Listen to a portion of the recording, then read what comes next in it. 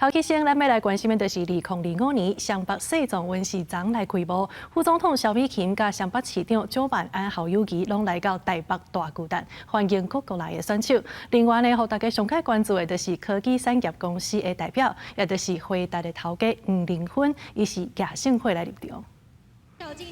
得到大会，旗下加世界各国的国旗欢喜的入场。2025双北世壮运昨暗伫台北大巨蛋，由世界各国选手做阵掀开序幕。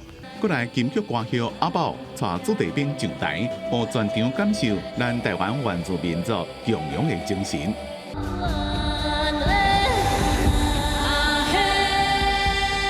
主办的双北首长除了欢迎各国选手来参加比赛，校友谊也感谢前台北市长郭文铁最近争取到主办权。参赛人次也突破我们历年国际综合性运动赛会的纪录。我要谢谢柯文哲市长，当年一起努力过。 副总统萧美琴也来到会场，希望选手在世壮运的期间感受台湾的热情加温暖。Enjoy。 带动全场高调的是5位新会代表，黄玲芬吸引全场的注意。人工智慧革命的领导者黄仁勋先生，请再次给他热情的掌声与尖叫。包括奥运拳击金牌林玉婷、棒球团旗平正敏，今是世界纪录年纪上大羽球员104岁林秀无，金马影后张艾嘉，5位来自无同领域的代表，启动盛会进入希望的经济。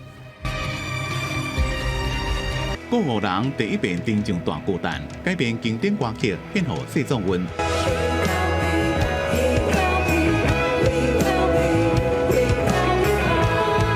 上尾上台周同和带妈妈比利最近上台，无说你讲唔对。